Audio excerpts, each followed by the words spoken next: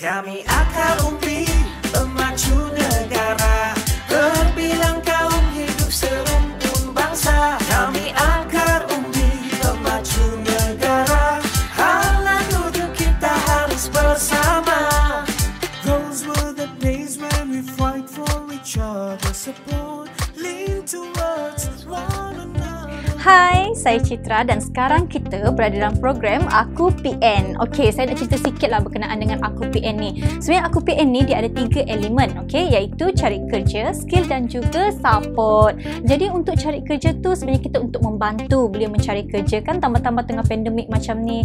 Kemudian kita ada skill juga, okey, yang ini untuk tingkatkan kemahiran, dan support untuk membantu beliau memulakan dan mengembangkan perniagaan. Jadi Aku PN ni dia merupakan satu ekosistem digital terkini lah, okey, dibina khusus untuk memperkasakan para belia, dan ianya juga merupakan inisiatif pihak kerajaan untuk membantu belia mengharungi cabaran pandemik. Itu saja berkenaan serba sedikit Aku PN, dan seterusnya kita pergi segmen yang pertama. Menurut Ketua Jabatan Pusat Penyelidikan Klinik HSAH, Dr. Vijaya Kumar L. Supen, sukarelawan berkenaan dipilih daripada kalangan individu berumur 18 tahun ke atas dan memiliki tubuh badan sihat dan tidak melibatkan wanita mengandung, wanita yang bercadang mengandung dan wanita dalam proses penyusuan. Majoriti sambutan yang diterima untuk menjadi sukarelawan di hospital berkenaan adalah dari kumpulan belia yang berusia antara 18 hingga 30 tahun daripada pelbagai latar belakang. Okey, sekarang kita berada dalam segmen yang pertama, menarik hari ini. Jadi apa yang menarik hari ini? Okey, kita dah nampak BT tadi kan.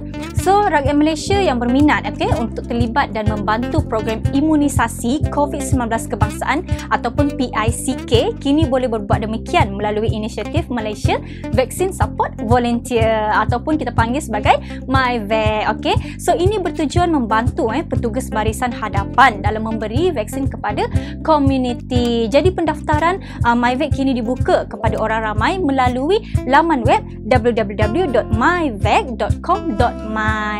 So sebenarnya benda ni juga di bawah pengelolaan KBS, KKM, Persatuan Bulan Sabit Merah dan pasukan petugas imunisasi COVID-19. Jadi MyVac terbuka kepada semua rakyat Malaysia berumur 18 tahun ke atas dan sihat tubuh badan. Okey, baiklah, terdapat 2 kategori yang ditawarkan, iaitu sebagai sukarelawan am dan sukarelawan perubatan. Jadi sukarelawan MyVac akan ditugaskan di pusat pemberian vaksinasi PPV di seluruh negara. Jadi anda boleh memilih lokasi dan masa mengikut ke lapangan masing-masing. Satu sesi latihan secara maya akan diberikan kepada sukarelawan yang memenuhi kriteria. Itu yang menarik kita nak kongsikan hari ini. Jadi sekarang kita pergi pula segmen yang kedua, segmen Apa Khabar.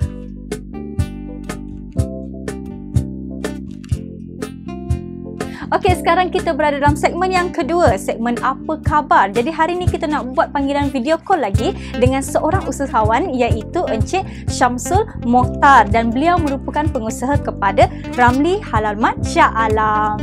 Hai, apa khabar? Khabar baik. Okey, baiklah. Mungkin boleh kenalkan diri dulu untuk penonton? Terlebih dahulu saya nak ucapkan terima kasih lah pasal jemput saya untuk program ni. Nama saya Samsul Zairi bin Muhammad Mokhtar. Saya ada usaha satu kedai frozen Ramli Halal Mart yang berpusat di Seksyen 2 Shah Alam. Saya dah menceburi, dah buka kedai ni lebih kurang hampir 7 tahun. 7 tahun kita start dengan sebagai vendor Ramli, dan sekarang kita sebagai pemurung lah. Oh, okey, baiklah. Mungkin boleh terangkan juga macam mana perjalanan bisnes sekarang ni, time-time PKP macam ni.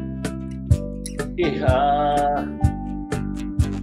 kita syukurlah actually kita boleh survive, especially during this outbreak kan, kita boleh survive because people perlukan barang-barang makanan harian. So kita tak tutup lah, kita tutup kedai dan kita terus beroperasi sejak daripada PKP yang pertama lagi. Kita beroperasi pemandangan keperluan yang agak tinggi lah, permintaan daripada pelanggan-pelanggan kami lah.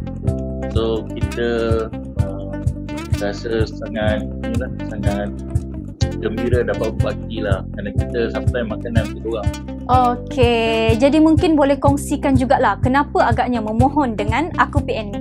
Actually bila bisnes kita agak permintaan agak tinggi, so kita ada intention untuk kembangkan lagi bisnes kita. Kalau pergi kedai saya pun kat Station 2 tu tengok belakang tu pun kita nak buka lagi fresh market. Kita akan jual ikan, ayam, buah-buahan, sayur dan juga barang keperluan lain lah.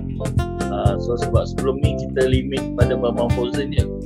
So dengan adanya fresh market kat belakang tu, so pelanggan-pelanggan kita akan dapat banyak pilihan daripada perkembangan bisnes kita nanti.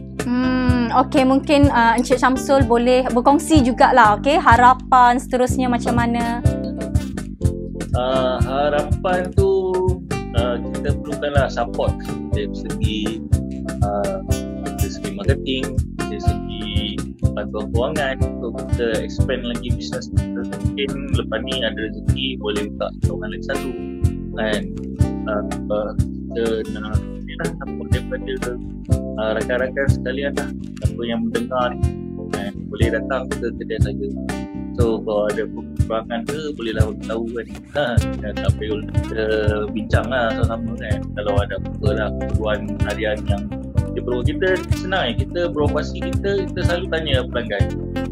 Pelanggan nak apa lagi yang dia rasa boleh diperlukan kan. So kita cuba adakan lah.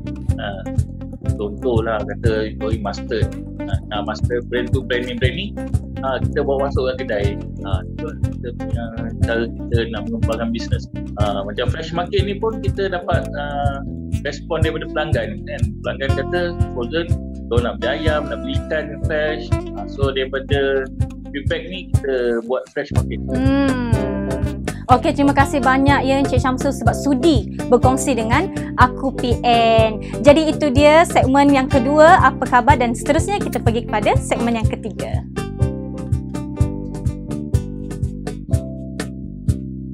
Okey, sekarang kembali dalam segmen yang ketiga iaitu tips dan nasihat. Jadi tips kali ini sangat-sangat berguna sebab untuk kekalkan kesegaran sehingga 2 minggu. Apa tu? Okey, sebenarnya penting untuk kekalkan kesegaran sayur yang dibeli ketika musim pandemik ni, di mana dia dapat kurangkan frekuensi pembelian barangan dapur. Jadi elakkan juga pembaziran akibat sayur yang rosak dalam simpanan daripada tak guna kan. Jadi baik kita guna tips yang ni lah.